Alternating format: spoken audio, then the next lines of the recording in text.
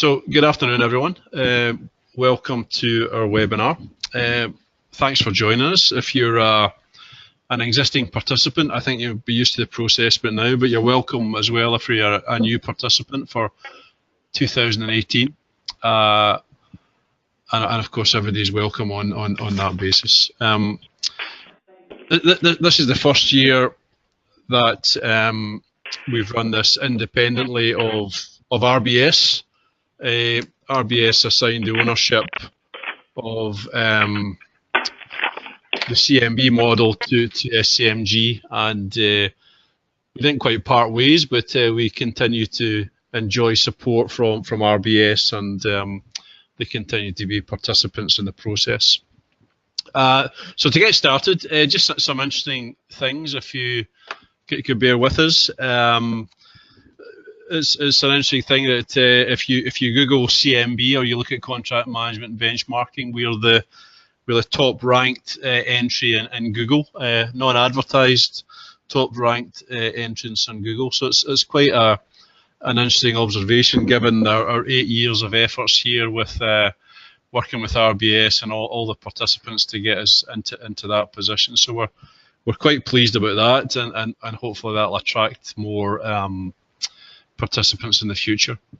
So what I'd like to do is really just to go through what I've got two things today, and maybe trying to use this technology a bit better or more than we have in the past in terms of the dispersed nature of all the participants, is to create this webinar, and we'll share this for people later so that they can look at it later online if they're not joining us today.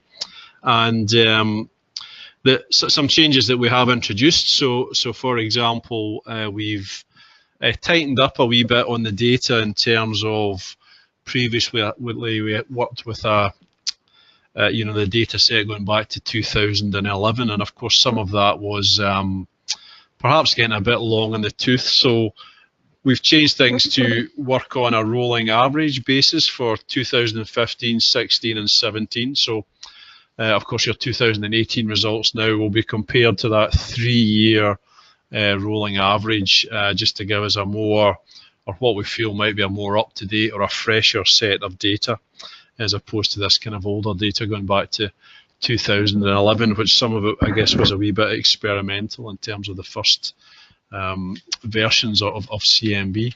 But the survey remains largely intact after that period of time, we're pleased to know. So there is some consistency, and we think there's now a lot of reliability in terms of the benchmarks and the data in terms of how we can use this, or how you can use it perhaps and interpret this over the course of this discussion.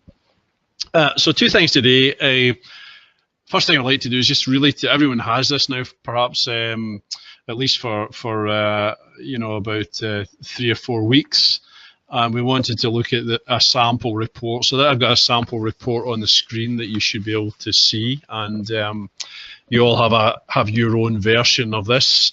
So what we've done is we've got a sample report to anonymize this, and to really just to work through some of what we think are the key points in terms of the benchmark exercise itself. The second thing I'd like to cover today is really just to look at things in terms of, what do you do with your benchmarks? I mean, I think it's the $64,000 question, but of course there's a real issue, I think, around about all benchmarking activities about how we turn theory into practice. And again, it's maybe been there has been a bit of a missing link, or it's maybe been one of the frustrations for lots of people, is to take, again, what we think is very good and very up-to-date information, and use that meaningfully and translate it into something useful and practical that you can actually use. So that's what we're going to do. There's a second document that we've shared with you, and we've called it the workbook. And hopefully you'll be able to use this workbook and take this theoretical, or these theoretical benchmarks, and translate that into something useful and interesting for your own business and organization. Lots of other things to talk about, but we'll address those on the way through. And what I like to do is really focus, or start with our sample benchmarking report. I say if you're familiar with this, you'll know the model already. You can see, or you'll remember, that we have three categories of manage, performance, and relationships. And for each of those three categories, there are 9 elements. And one of the things that we've been talking to people about recently is this kind of idea of how do we use this maybe as a strategic tool or as a tactical, maybe more operational tool. And part of what we're presenting today, and we'll talk about in the workbook, for example, is the idea that if you're considering this maybe as, you know, whatever your position is on an exec level, or you're thinking about a contract management strategy for your organization, the main focus then would be for us on the 3 categories of manage, performance, and relationships. And that gives us a top level or a kind of strategic or corporate view of how we behave and perform as a client in terms of managing different contracts. At the other end of the scale, if that's the correct term, you might want to consider this maybe if you're just managing one contract, or you're managing a category of contracts, and then that would be maybe more appropriate to look at the elements. So, for example, under performance, that would include PCV for price, cost, and value, or perhaps continuous improvement, or perhaps innovation, all as part of maybe some drive to improve performance if you have a contract that isn't performing.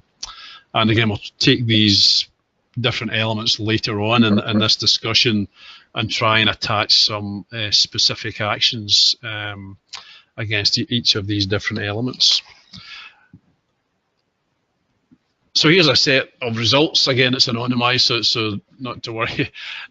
Here you have your own set, hopefully, in front of you, and you can see what we've done just in terms of the color scheme on the screen here. You can see we've grayed out 2011 to 2014, and it's not that we've lost the data here or the participants. It's just that we've rebased things from 2015, 2016, and 17 as our core set of data, or our sample data.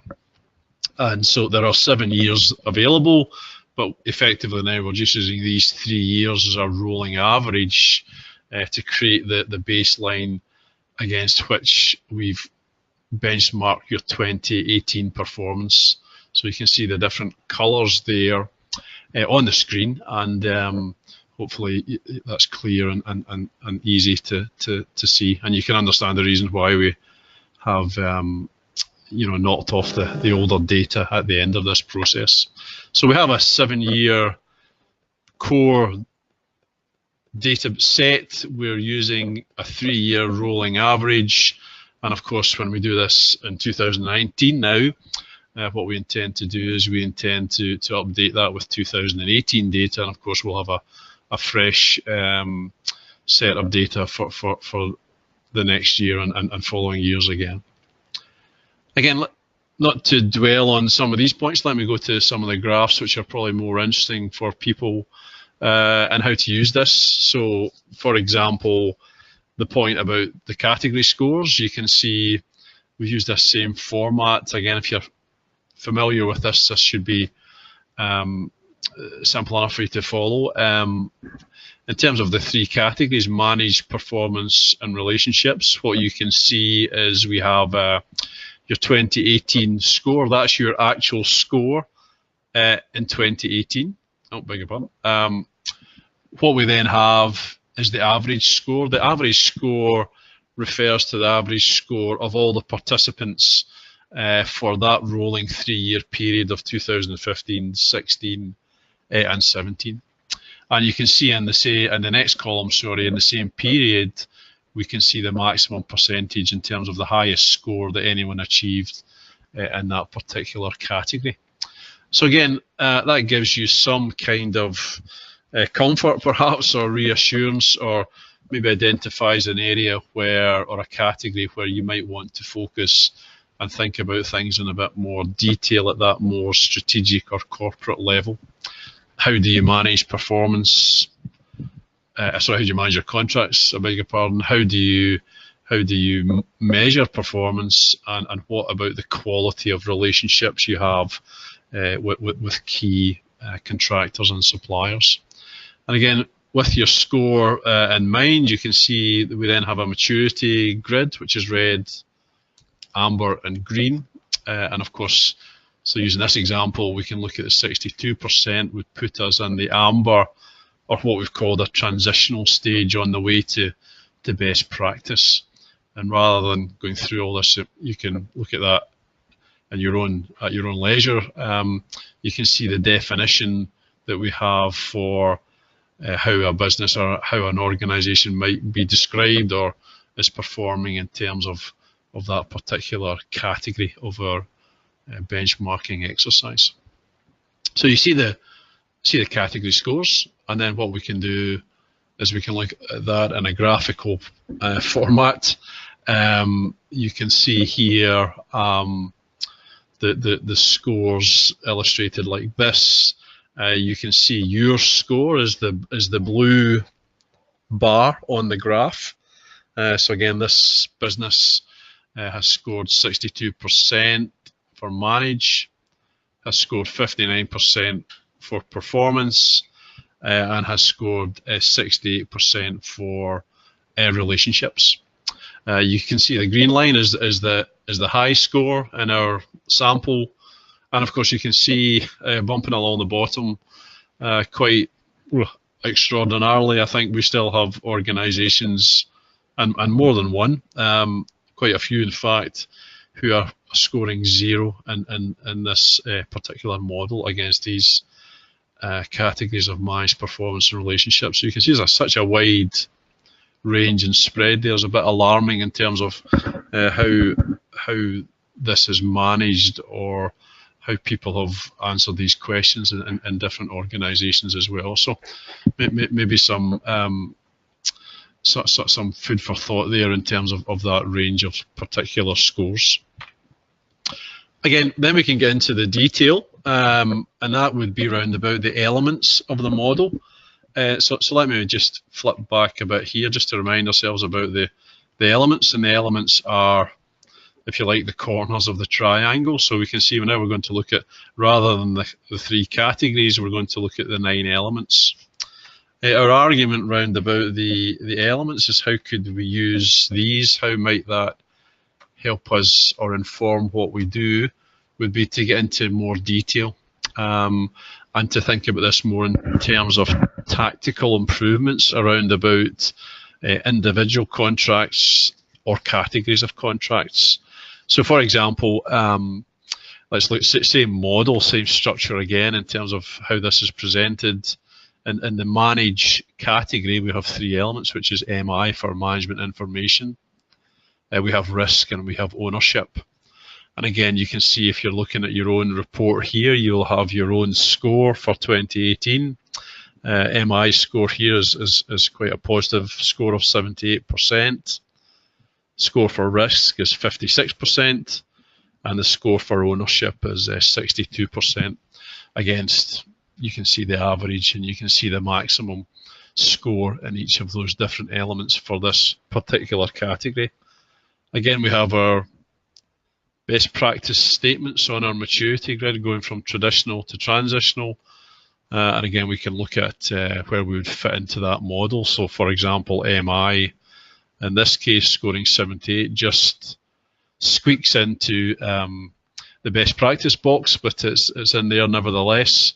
And you can see our definition for what constitutes best practice in terms of management information. So again, you can have a look there and see how you've performed in this particular element against the group or against your peers who've participated in this particular model. Again, we look at performance as a category. This is a really interesting area. I think when we talk about continuous improvement, we talk about innovation, which is doing the doing something differently as opposed to doing the same things better in terms of continuous improvement. But then a really kind of interesting and developing area, I think, for us in terms of all our discussions with participants and our other clients as well around about these issues is this discussion about price, cost and value, which is still, in many cases, it's uncharted territory beyond a discussion about price. Lots of organisations maybe now becoming aware of the significance and the importance of cost, but to be honest, still some difficulty around about the issue of identifying where the value is in terms of the real purpose of the contracts. So again, there's lots of things there for people to think about in terms of performance, I think. We've actually had some networking meetings that we talked about price, cost and value, and you know, that conversation is ongoing, but hasn't really progressed, to be honest. So a traditional organisation in this sense for us would be somebody who is focused almost exclusively on price. Maybe transitional would be organisations or businesses who are focused on both price and understand the significance of the implications of the cost of managing the contract. But where there's probably a bit of a gap, despite a high score here of 86%, is the discussion about value and understanding the real value that's available or could be delivered through the contract. Again, that's a wee bit of a pet subject for us, but again, a lot of this drives other issues around about performance and how we could develop our strategy and segment our contracts, for example. Relationships, again, is a very important issue, very topical in terms of the quality of relationships that we would have with our contractors and suppliers. And again, you can see the three elements that we have in the relationship category would be involvement, market intelligence, and managing change. And again, you can see the same structure here, so it's easy enough to follow now. Again, lots of talk about relationships, and I'm sure you've got lots of your own initiatives around about trying to develop things on a collaborative basis. But sometimes the label is maybe overstates the actual quality of the relationship that we're talking about. You know, so it's another area there's a lot of interest in, but maybe more action required if we're really going to think about end-to-end supply chains and we're going to think about collaboration in its truest sense. For us, that comes down to the level of involvement. It's about understanding the marketplace and maybe most importantly about flexibility and the ability to manage change as part of an ongoing process in terms of the contract management life cycle. So again, interesting things there for you to think about, and we'll try and pick those up in the main purpose of today to look at the workbook in a bit more detail. So trying to pull that all together, you can see again using that same colour scheme and same kind of presentation format. So rather than the categories, the elements are looking like this. In terms of this year's results, you can see we have the 9 elements as the blue bars. You can see in some sections, in all sections, people have scored 0 round about these particular elements, which again is hard to fathom, but nonetheless, that's what they scored in the model. You can see the orange line or the amber line using a traffic light system here. You can see the amber line is the average for that particular element. So, for example, if you've got 78% for management information, you're performing much better than the average, for example. But maybe what you want to aim for is there's someone in our survey who actually has scored 98%. So these are the green line at the top. You can see is our high scores for each of the different elements.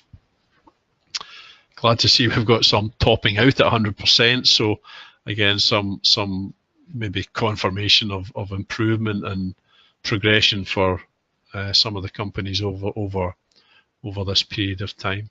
So that's the element scores. Again, just with the kind of clarification or the update in terms of the performance measured against the 3-year rolling average. So we feel it's a better and maybe a more up-to-date reflection of where most of our participants are in this particular process at this moment in time. Again, if we move on, if you remember in the middle of the triangles, we have another triangle, of course, which deals with the results. So again, kind of difficult to have a dashboard for so many different types of organizations and businesses and types of contracts. So it's a bit generic, but you could use this, I think, in terms of thinking about what the outputs could be in terms of things that you measure from the quality of what you're doing in other areas, in terms of inputs. If you thought about the elements as inputs and the sum of those elements being the category scores and the strategy being the sum of the parts, if you like, then in theory that should help us deliver better performance. And you can see how we've defined performance here in the dashboard in terms of quality, cost, service levels of delivery, customer satisfaction, innovation, risk, and sustainability, again, and how people have answered those questions. And when they've answered those questions, for example, yes, for innovation, do they measure innovation and contract performance? You can see here that we have this particular organization measures that in terms of process innovation, innovation in terms of how they organize things, in terms of their resources and their people, and innovation maybe in a sense that we might understand it in more conventional terms would be about technology and how that's applied to improving contract performance. So just to explain that dashboard, I'm sure, and of course you would have your own dashboards. I hope you have your own dashboards, and again a lot of discussion there out there in the marketplace about what do we measure, how do we measure it, and the role of dashboards almost in terms of two tiers relating to, for example, KPIs that would be corporate level KPIs associated with all contracts, for example, and then maybe more specific KPIs or a second tier of KPIs that relate specifically to the performance of the contract. And again, maybe some ideas for you to develop there as well. So again, we can look at that in a bit more detail. We can see the distribution here of how people have answered these particular questions. And again, you can see that around about quality, for example, we see the changing distribution over a period of time. More people now, for example, are measuring performance or their performance score for quality. 25% of them now are measuring that at over 99%. Is probably quite a kind of complicated way to explain this, but you can see that the more people are scoring higher in this particular quality KPI as part of that discussion. Again, let's not go through that just now. We have the same for cost and all the other KPIs as part of that particular process. So what does that give us? It gives us basically that we have, or what you have now is you have kind of raw benchmarks, if you like. You have data which maybe all sounds a wee bit theoretical. And again, I think for a long time, for a couple of years now at least, people have been keen to move this on and have been saying, well, how do I apply this, or how do I develop it further? So by email, you will have or should have received what we're calling our workbook. And how we thought you could use this was to say, look, well, I have my report, and it's hopefully you would agree it's fine in itself or it's useful in itself, but how do I turn theory into practice? And the idea would be to look at your report, and again, we've done this really on a generic basis, if you like, to say, well, in this particular booklet, what we have is we have a way to transpose those results and to look at this in a bit more detail and try and develop some particular actions as a result of that. So there's a wee bit of an introduction here, which perhaps you can read at a later time, but just a kind of interesting point here on page 2, you can see what the idea with this booklet is literally that you could print this out. Sorry, it's a wee bit old-fashioned, but what we found is that this is a process, and this booklet lends itself nicely to working with your colleagues or in a team. So the idea would be to print this out in a kind of A3 double-sided format, to fold it into an A4 booklet, and so you can work through some of these issues. And again, that's what was going on in our head when we put this together, and we've used similar things with some of our clients in different workshops and things, and found it to be a very kind of useful, very practical approach. So just to follow us through, so the challenges, I guess, or the call to action is, what will you do? You have your 2018 results, and of course that's our point, is we can benchmark all day long. You know, if the issue is if we don't do anything with it, then it's almost becomes a bit of an academic exercise. So what I'd like you to do, maybe not just now, but offline, you know, if you're going to use this, really think about what's the context that you're considering for your 2018 results. I'm absolutely sure that most, if not all of you, will have already started down a path on this, or you're already doing good things. And the question is, how do you leverage that, and how do you manage to look at the contract management process in its widest sense, as perhaps we're suggesting here as part of this exercise. The idea is we'll be able to identify from our scores specific things or actions that we can do using the same terminology that hopefully you're all reasonably familiar with or comfortable with already.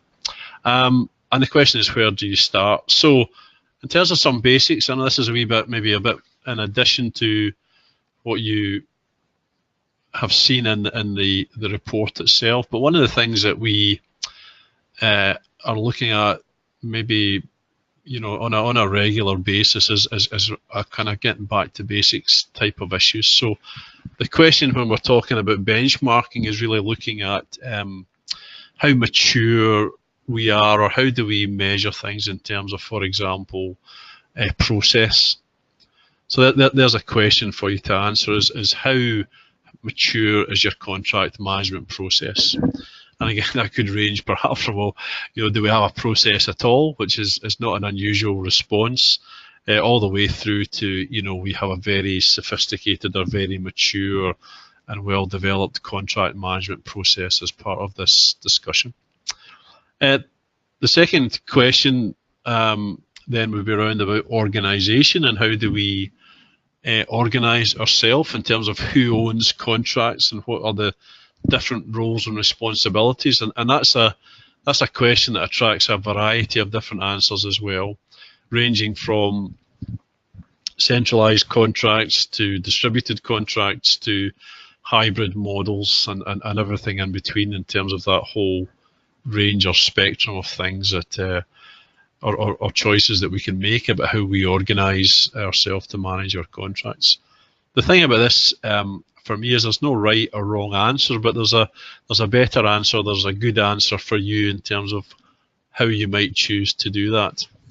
And of course, the third question round about technology, and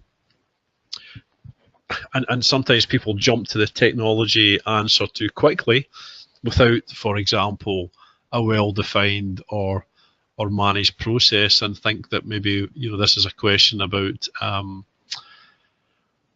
contract management system. And while of course there are lots of very good systems out there, they in themselves won't particularly address all of the wider issues that we're trying to cover here in terms of contract management as a process. So some things to think about as well, maybe just with your team, is look at issues in terms of, for example, what we call infrastructure. Infrastructure would consider, for example, how are we organised? We've talked about that as a separate function. These are yes nos with maybe some elaboration on your part. Again, some organisations struggling with basic things about clearly defined contract management policies. So how do you manage that? And again, really, I think what I would consider our better performing or best practice participants have already got some of this in place. It would be about having or developing a standard contract management document set. And that's a really interesting area. It's a good test for you in terms of the documentation that you have in place, or let's say a corporate approach that could be applied to different categories of contracts.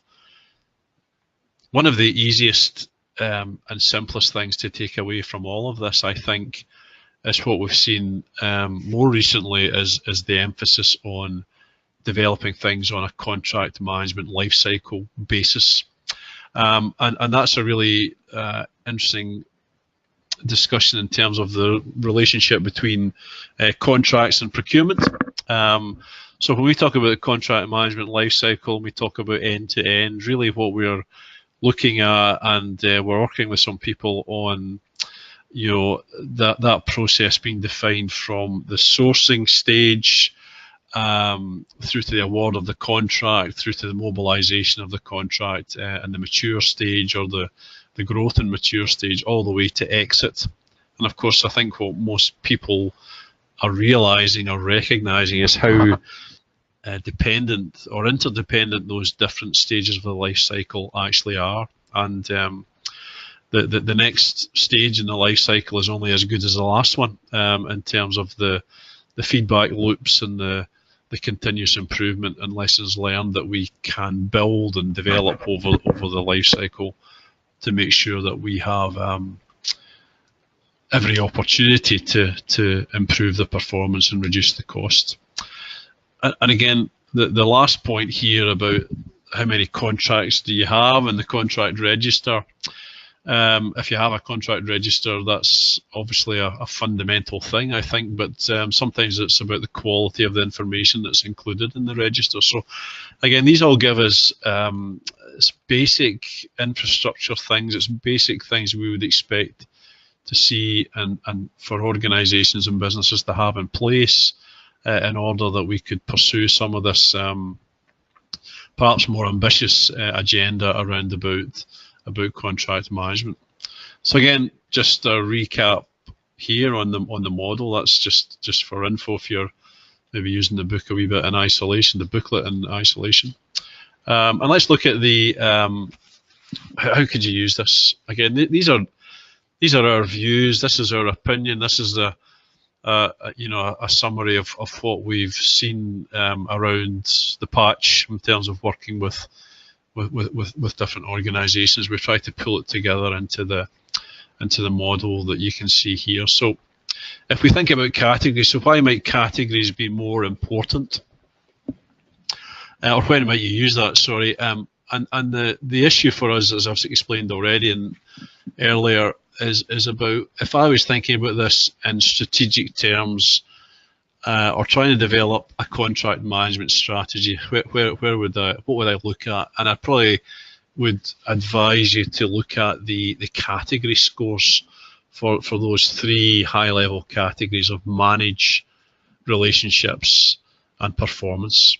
So what we've done, if you can relate this to your reports, as you can see for manage as a category, these are the same mature or maturity definitions from traditional, transitional, and best practice that you have in your PowerPoint or your report. But what we've added in here is almost like a menu to say, here are things that you could do against each of these different stages on the way to best practice. So for example, if you look at your score and you can see, well, I'm in a traditional score, For manage category, what I would suggest you could do is one of or all of these three things in the to-do list on the right-hand side of the page here. So for example, if we score less than 25%, I think what we need to do is really take stock, and you can see the different points here. We could establish the corporate approach and appetite to improve contracts. Again, there's a management of change issue here in terms of your business or organization, in terms of the kind of corporate awareness of the importance or not of what contracts can add to delivering better performance and reducing cost. We could look at identifying any best practice or poor practice, present and highlight the difference in terms of risk and performance. Again, if you can see this, if you're following us here, you can see the issues there. And the third point would be maybe as a risk-related issue about identifying the dependency that we have on suppliers and contractors as a function of our overall business turnover, and present this as a call to action to senior stakeholders and executives. That would presume you're starting from a kind of low level. As opposed to the other end of the scale here, for manage, we could look at best practice. And again, for us, that would be about segmentation. It would be developing different tiers of suppliers and contractors, considering the picture around about risk. And of course, really, I think why most of you are interested in this and motivated to participate is about how do we move perhaps from being hands-off and reactive and identify the opportunities and selectively, depending on the tier, focus on particular contracts that we can then manage proactively to either reduce the risk or to develop more value-based approaches around about how we contract. So you can see the graduation, hopefully, from traditional, transitional to best practice, yeah, and you can see the range that we have here, and the suggested to-do list. Now, that's our view. So some insight, perhaps, some suggestions, and of course maybe you could look at those and that could inspire you or otherwise to really think about what those issues might mean for you or for your organization in terms of what you might do next. So that's where we could start. We then look at performance as the next category. We've done the same thing here. Again, we've got I won't go through all these, but you can see we have a list of things to do depending on how you've scored or what band you fall into in terms of traditional, transitional, and best practice. This was quite an interesting exercise for us as well, because a lot of the things when we, it sounds very aspirational about developing best practice, but of course the issue is it's lots of small things. There's no silver bullet here, and of course we're looking at lots of different things, and we're looking to pull them all together. And I guess that's your role as the contract manager or the contract director here in terms of what you're trying to focus on and to achieve.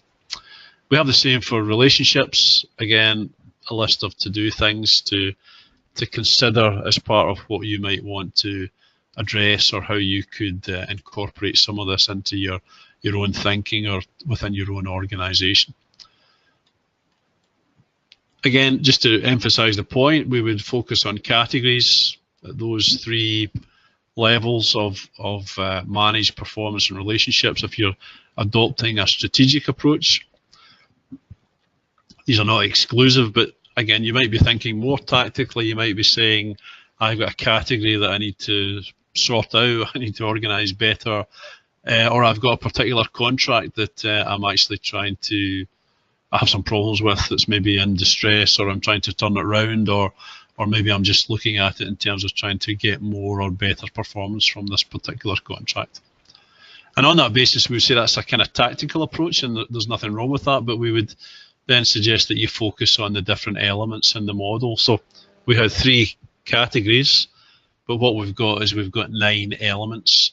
And if you look at the 9 elements, what you can see here is we've for each of these, we've used the same Same layout, so we have the 3 bands. We've got traditional, we've got transitional, and we've got best practice.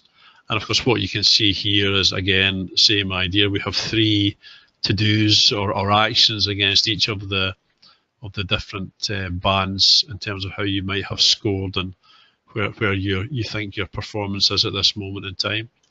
So again, all of those, again, are suggestions. They maybe need some context for your own business or organization, but I think you could lift those, you could use those as the basis, or select what ones are appropriate against each of these different elements and look at that in some detail. So our second element is risk, same process you can see here. Third element is ownership, again you can see this here. We have PCV, again our favorite subject, price, cost and value, is element number 4, things to do on the right hand side, and on. Continuous improvement, element 5. Element 6 is innovation. Element 7 is managing change. Again, look at your own score, see how you performed in relation to everyone else, what band did you fall into, and use that to navigate to say, for example, in this case, if you performed in terms of best practice, here's a suggestion about things to do or ways to move things forward. Yeah. Element 8 is involvement. Very same layout, same suggestion about how to use that. Element 9 is market intelligence, and again suggested a list of things to do depending on how you've scored. Of course, for all of you, what do you want to do with this? What's your return on your investment for spending time to fill in the survey and to read your reports and to say what can I do with this?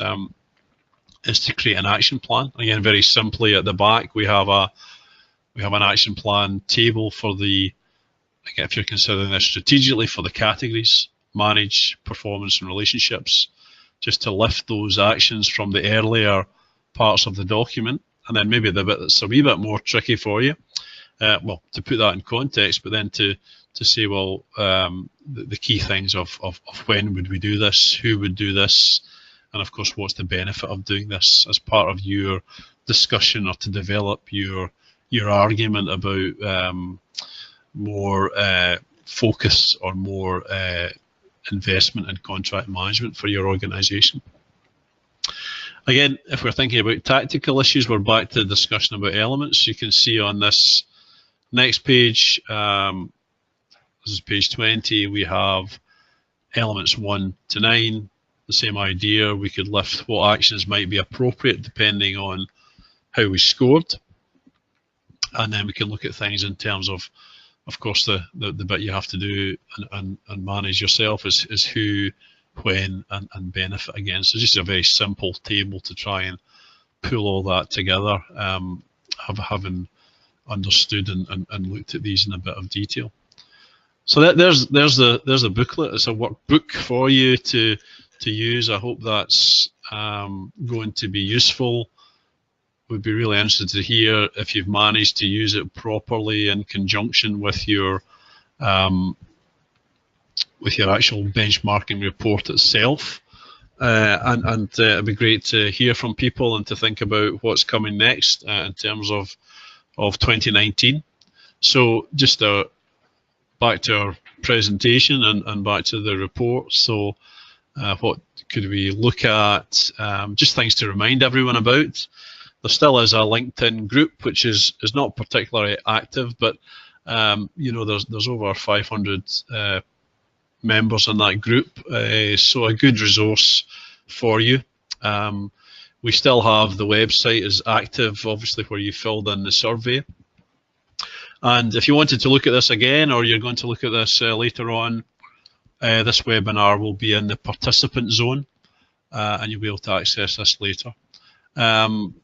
We're looking at networking events in 2019, and of course that depends on participation. We've always managed to run these at no cost to people who participate in the survey, so we're hopefully going to be able to continue that in 2019. If anyone would like to host or volunteer a networking event, maybe for 15 to 20 people, then obviously we'd love to talk to you. And that gives us I think where the biggest value, and where people have said that the biggest opportunity for them is their ability to talk to other people and to share their experience at these kinds of events, and to share best practice. Of course, you might want to think about things in terms of publishing a case study, perhaps, or even start a mini research project with other participants if you've got a particular problem that you would like to look at, or you maybe think about something that we haven't answered here that you still have a particular issue about. That would be excuse me, that would be very interesting for everyone, I think. So just to have a look, just to remind everyone, a resource that's here for you. Let me just try and sort my screen out. Excuse me. You can see here we've got the CMB website. You can see that it's still active. Lots of information here.